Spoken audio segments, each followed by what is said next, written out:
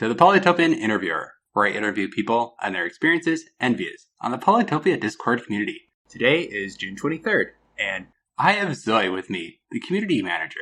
How are you? I'm doing fine. How are you doing today?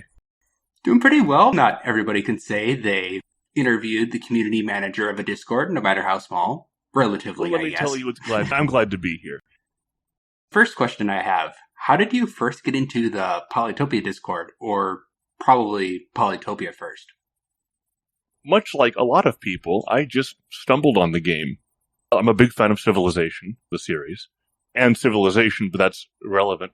I'm a big fan of the game series, Sid Meier's Civilization, and I'm like, oh, hey, this game looks kind of cool. So I just downloaded it, thought it was nifty, and asked myself, hey, I wonder if they have a Discord. And then I found an itty-bitty, tiny little Discord with like 100 people made by some dudes who just wanted to play multiplayer. After a whole bunch of time, and a whole bunch of coincidences, I was eventually given moderator, then given manager, and then was told to keep manager, and then was given the opportunity to turn that Discord, which I now owned, and transform it into the Discord you see now, the official one, after reaching out to the Midjiwan company. That's actually how I became community manager. It's kind of funny. It was kind of by accident. But it just sort of all worked out, and I moved from a random dude who just happened to stumble upon the game to the guy you've been interacting with for quite some time now. When you first joined the server, was it unofficial then? It was very unofficial. It was just about 100 guys who got together and were just like, man, if only they had a Discord presence. Because they didn't. To be fair, the Midjiwan team didn't even really know what Discord was. It was just a bunch of fans who got together and then, over time, became the official Discord. And how long ago was that? I think it was 2.5, 3 years ago. Yeah, about 3 years ago. It was quite some time ago. A lot has happened since then. Oh yeah, definitely a lot has happened even from 2 years ago. No kidding. Every year has a whole bunch of new stuff that happens. By this point in time, my memory's a lot of fuzziness. A lot of things have come and gone. And I'm like, okay, well, I got promoted and eventually worked my way up to the manager title, then became community manager. It all happened so fast. Within about a year, or? I became manager. The first thing I did was I contacted the Midjiwan team. They established that as official pretty soon, and then about 4 to 6 months afterwards, I became community manager. They were handing me responsibilities, like, here, help out with our Facebook page, and here, help out this, here, help write blurbs and stuff. Then after a while, they're just like, hey, we want to hire you. And they did. Kind of an interesting success story. I hate giving job advice, because it's pretty bizarre. Hey, kids, just do what I did and be lucky. No, please, this is terrible. Don't do that. Work hard. Eat your vegetables. Well, you did join way before it was official. Bakalal is the oldest person that I interviewed so far, and he's been around for only about 2 years. So compared to him, you were around since forever. I'm pretty sure I was actually member 100, if I remember correctly. Now that we have like 29,000 people, it's grown quite considerably since then. Mm-hmm. It's definitely been a trip, let me tell you that. Yeah, sure sounds like it. You mentioned writing blurbs and managing the Discord and all that. Is there a rough percentage of all your community manager responsibilities, or it's just whatever needs to be done at any given week or so? Yes. Yes to both those. I am not a lot like most community managers.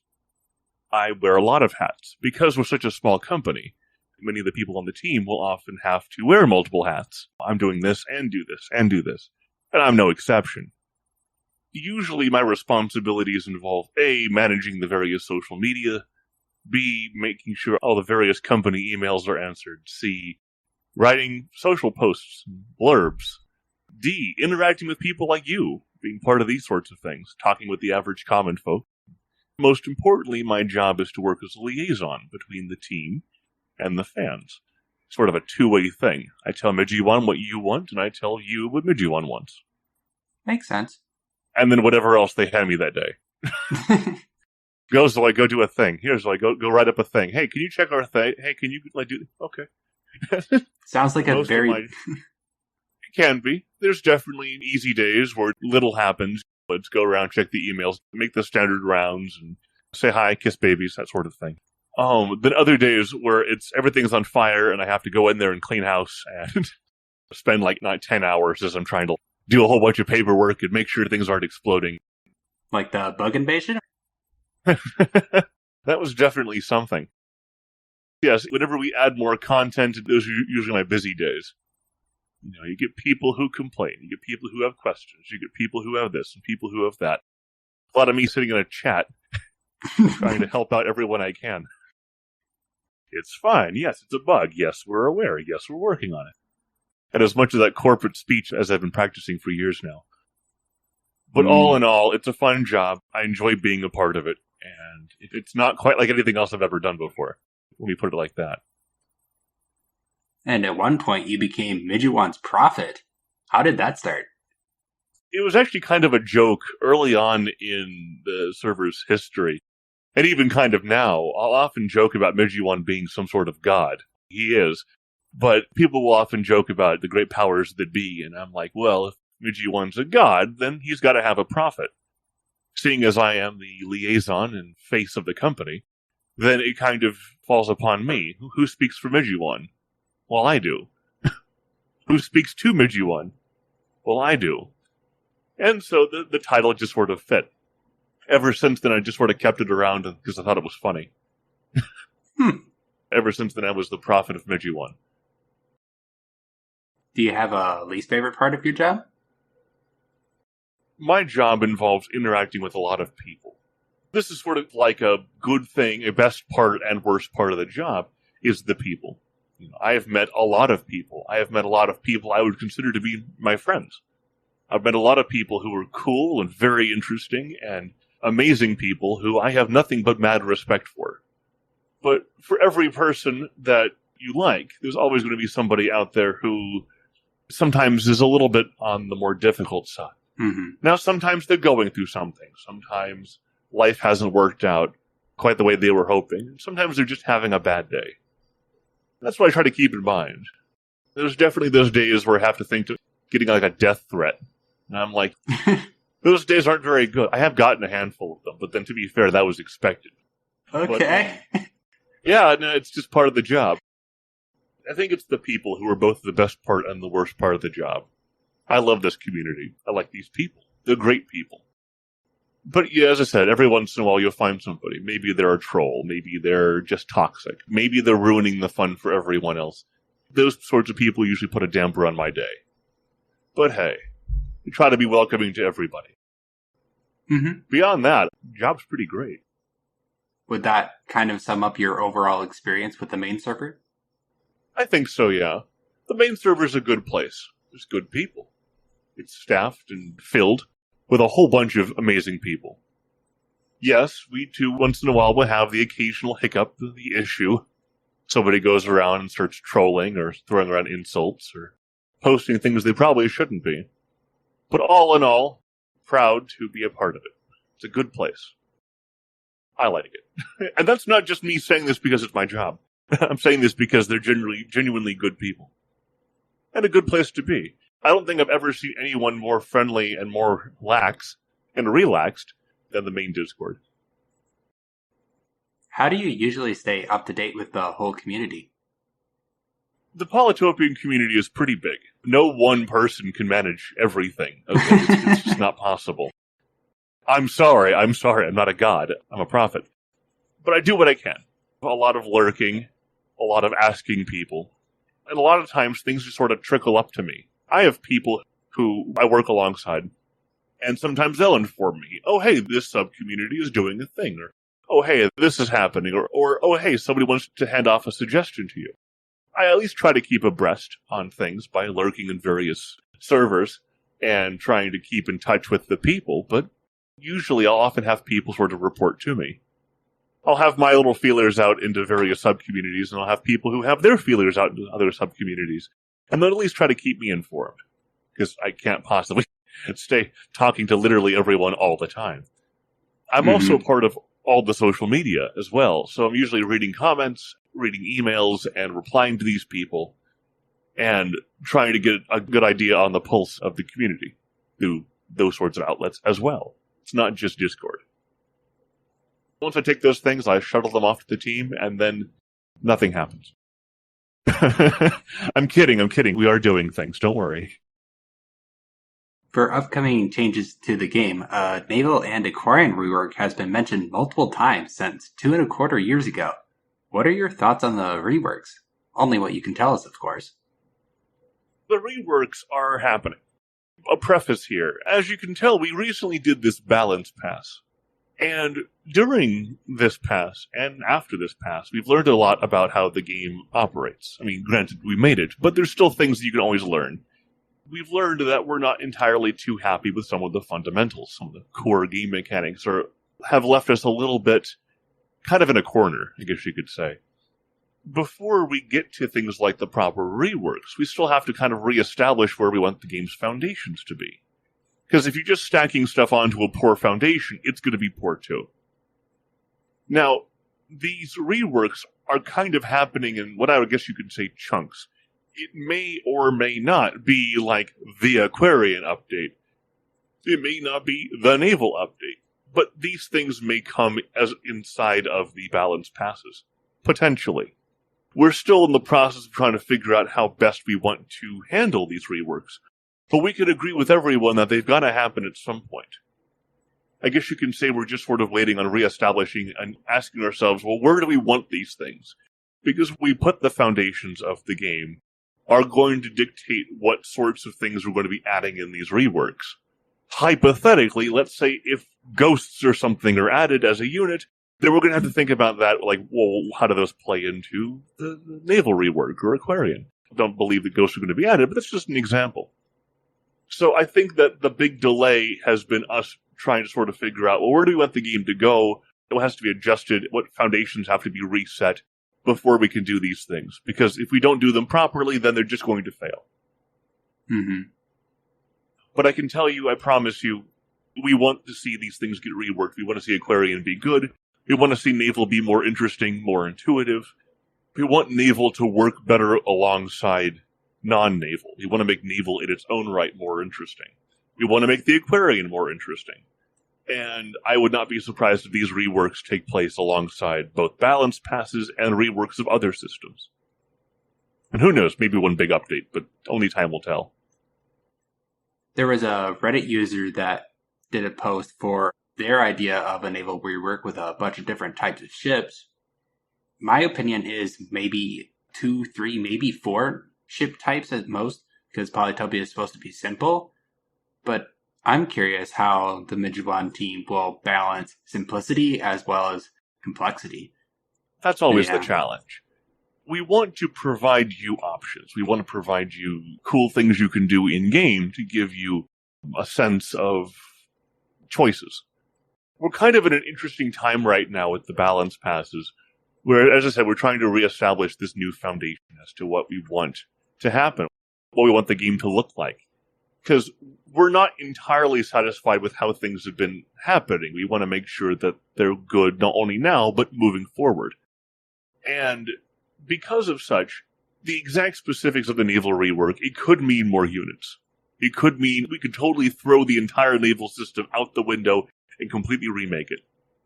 It could just be a unit or two. It could just be a stat change for battleships. It could be a new water building.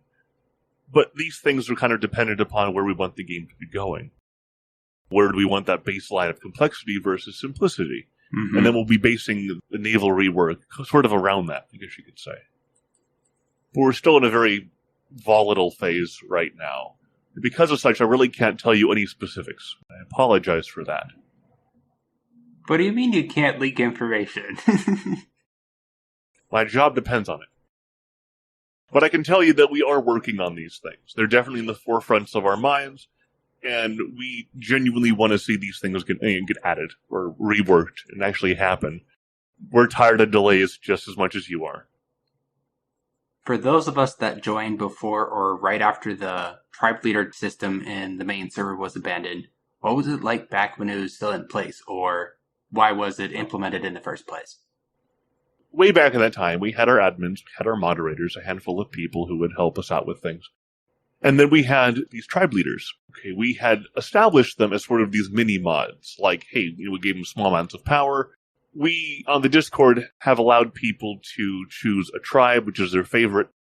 And we figured people would kind of get together and talk about strategies and make fan art and that sort of thing. And they do. But we'd added these tribe leaders to kind of watch over these small groups of people, like the Imperius or whatever. But mainly they were a mini-mod of sorts. We added this just to help us out so we wouldn't have to be managing literally everything. That's just how hierarchies work. Over time, some of the people who were tribe leaders, I guess you could say, were maybe not abusing their power, but maybe taking the position as a little bit more important than it actually is, or was.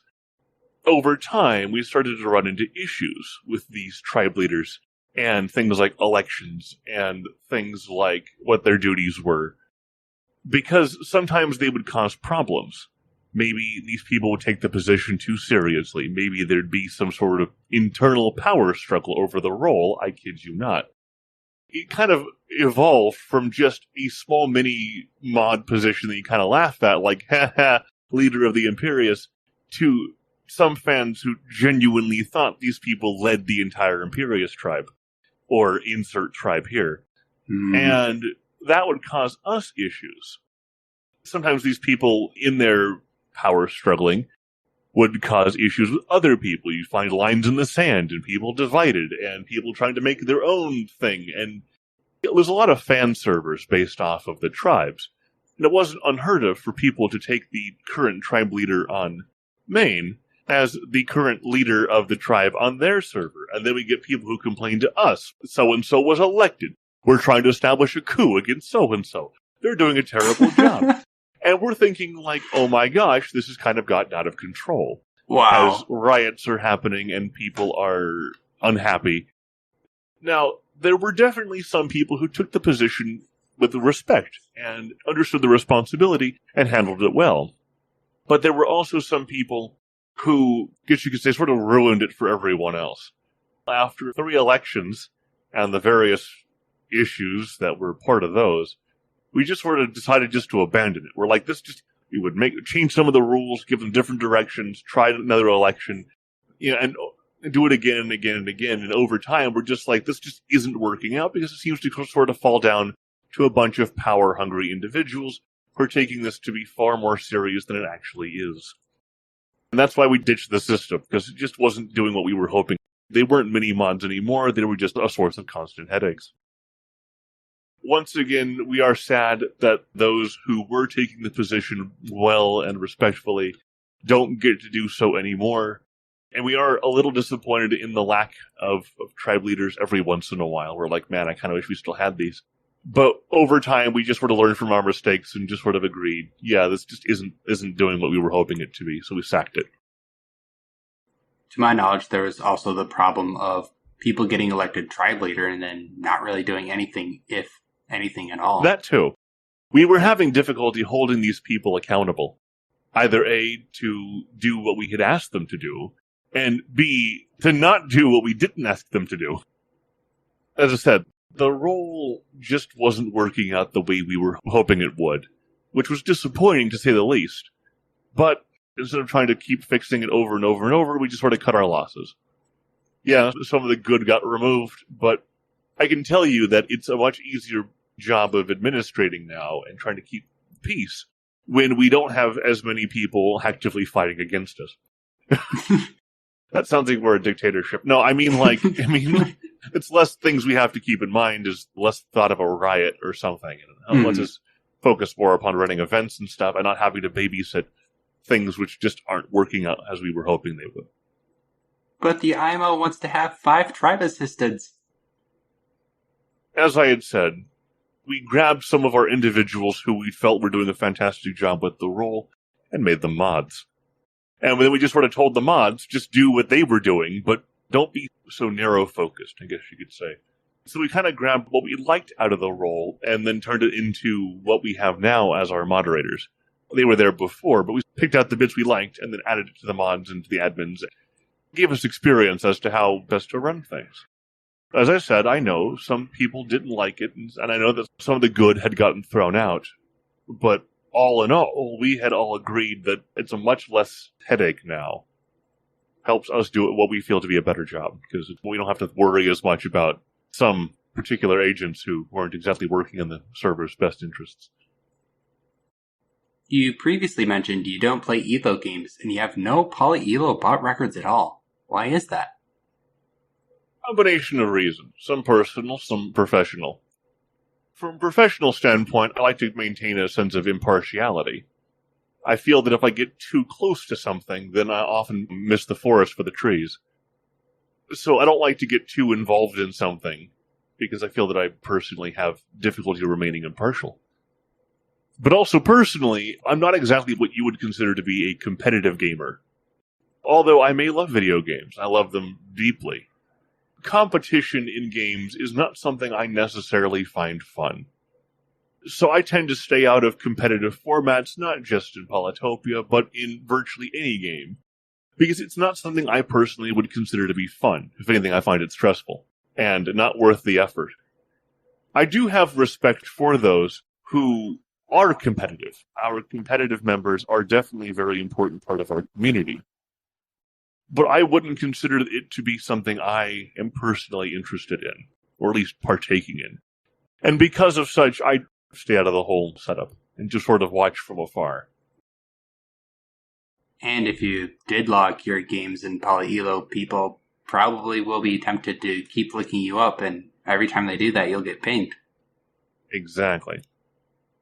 I don't really have the time, really, to sit down and play a whole bunch of games with everyone who wants to play with me. My various info is off. I don't accept game requests, because, to be fair, it would just get in the way. I know, there are plenty of you who are hoping to play against me, but I'm just going to say this is from a professional standpoint. I just don't have the time. Sorry. I consider myself much more of a casual gamer. The bots are fun, and sometimes I will play a multiplayer match on occasion, but nothing competitive. Sometimes I'll play around with alpha testers, I'll play around with a friend of mine. I'll hop into a game every once in a while, but I tend to stay away from competitive personally. Do you have any comments about the Discord server adventures in Polytopia, since you were in it for a bit? Yeah, I actually helped out. Well, not really helped out, but I did help them find members. I personally helped sort of sponsor the creation of the add-on, the Adventures in Polytopia. I had even given feedback. They've actually asked me for clarification once in a while, and so forth. I think it's cool. I've been pushing for it to get much more representation in the community. I'm hoping that you'll post a link to it somewhere in the description of this. Okay. Yeah, because they're always looking for more people, and I think it's actually a really cool idea, so full support from me. Any comments about any of the other fan servers? There's quite a few of them. I don't want to, sound biased. I think that a lot of our competitive communities are actually quite interesting. Poly Champions, Wicked Bender, the Giants League, and many others are really cool. Some of the coolest competitive people I've ever met in gaming in general. They're friendly and helpful and very, very cool. I am more than happy to be their community manager, honestly. I like to stop on by those servers every once in a while. Pop on in, hold a conversation. I have respect for our competitive side. We've also got a bunch of fan servers, things like the UTOP, and things like the various tribe servers. Those are pretty cool too. I'll often skim those for ideas once in a while. If anything, it's actually pretty much all the various fan servers. I know it's kind of a cop-out, but I think that they're all really cool. This community is cool. You do cool things. You make cool servers, and you help out in very cool ways. For that, my hat's off. Comments about the servers. They're all really cool. That's me as a guy, not me as a community manager. It's me as an average ordinary gamer who's like, wow, these people are really cool. Pretty dedicated. And I can appreciate that. Out of all the people I interviewed so far, almost all of them said the community was their favorite part, which I totally understand. we've got a good group. Firaxis may say that the Civ fans are the best fans in gaming. But no, that's Polytopian fans. I can tell you single-handedly, from first-person experience here, that, no, the Polytopian community is really, really, really good. They're good, they're friendly. I mean, yes, you run into a handful of the occasional toxic individual, but those are usually weeded out pretty fast. And only the good remains. That's why it's pretty chill, honestly. It's pretty great. I'm so glad that we're not like one of those massively toxic fandoms. Those are awful. Dear Polytopian fans, thank you for being cool. And chill and helpful and loving and some of the best people I've ever met. Does that mean you're endorsing Polaris as the best tribe? No. But they're cool! No, that is a colloquialism and we know it. What is your favorite tribe then? Officially, I am impartial. I love all tribes equally and because I want to work in the best interests of every tribe. Unofficially and unprofessionally, Quetzali. Because birds. And the best music. Yeah, I'm a Quetzali fan. They're cool. And I'm looking forward to Diplomacy once that ever gets released. It'll definitely make Quetzali a whole lot cooler. Sadly, I can't talk much about Diplomacy right now, so sorry. Do you have a favorite unit? They're all good. They all have their ups and downs. Explorers. My favorite unit's the Explorer. Hands down. Why? It's just kind of derpy. But the If you wanted a Explorer... more serious answer, though, I think that my favorite unit's the Gami. Mainly because I primarily designed it, actually. I was the lead designer for the Gami, and it's absolutely cool that they actually get the most fan art of any unit. From what I can tell, the Gami gets the most fan art, which is awesome. Gami are cool, and I'm so glad we got them added. So, my unserious answer, Explorers. But my actual serious answer, it's gotta be Gami. I like them. They're cool, they're mysterious, they're frigid, they're dark, scary, and menacing. In all the right ways. And they freeze everything around them. They're definitely cool. What's the most memorable game you ever played? We had just added the Mixed Tribes Easter egg. We were testing it out. Midjiwan had just added it for us alpha testers to test out. And the first thing I do with it after figuring out how to do it is I ran a Polaris versus Polaris game just to see what would happen. Because it allowed you to have a mirror match for once. No one had really thought about this. But I'm like, okay, and what we got was Chinchi terrain with 0 features. There were no mountains, there were no forests, there were no resources. Uh-oh. There was nothing. Because the game wasn't too sure what to do with this. Base vote, whatever other trade, there's no other tribe trade. Yeah, and so the game panics. It isn't too sure what to do. It hands me Chinchi terrain with no features. No, I think it did have resources, but it didn't have features. I think it had, like, fruit everywhere. Because it couldn't put down any mountains and it couldn't put down any forests. It was still, like, water and stuff. Immediately, I'm all like, we gotta fix this. And so then I had proposed that on any Polaris mirror match, it just defaults to Imperious terrain. Because, to kind of catch that, because we couldn't just ship it like that. So the most memorable game was me running a game against the AI where I had run the first, as far as I know, first Polaris mirror match. And then realized how much that breaks the game. Yeah, I was asking people about this before. Like, what happens during a mirror match? No one seemed to take this into account. And I'm like, guys, it's going to happen at some point. And it does, and the game breaks. And I'm like, see? Gotta have a solution to this. Then we just added the Imperious terrain as the default to counteract that. Because they have all the default values. So that way it's fair and equal, and there's no having to worry about, like, tribe or start biases, or you getting the wrong tribe or something. It's nice and consistent and clean. And I believe that Imperious is the default for resource generation as well. Yeah, that's why. Is because they have default resource generation. So they're sort of our baseline tribe. And I figured that being our quote-unquote default, then it was only appropriate for them to be the terrain that you'd spawn with on a Polaris mirror match. Midjiwan agreed and then made sure that that's what happened. last thing we wanted is for people to, like, oh, well, it can't be Luxdor because, or it can't be Vengur because, oh, it can't be Illyrian because of, it's like, no, it's just default values, so be happy. But then we can't argue about it! I'm doing this for your own good, okay? Last question. What's your favorite part of the Discord Polytopia fandom as a whole? I think, as I've said before, it's the people. It's the community. And not just on the main Discord, but everywhere. On the Facebook groups, the WhatsApp groups, on Twitter. Polytopia fans are some of the coolest people I've ever met. And once again, this isn't just me as community manager, this is me as a guy, as a dude out in California, saying that you're not going to find any better. This is it, guys. This is the top. This is the pinnacle. And I am nothing but proud. Proud to meet these people, proud to befriend these people, and proud to be the community manager of these people. So my favorite aspect of the community is the people, and the fan art they make, and the events they run, and the love and the welcoming nature I experience from every single one of them. Maybe not everyone, but most people. Nearly everyone. Nothing but proud. Not just me, but the whole Midjiwan team. We're all proud. We're all happy to be making this game for all of you. And we're all happy that you guys get to play it. You give us suggestions, and you make things, and you do things, and you make us nothing but happy.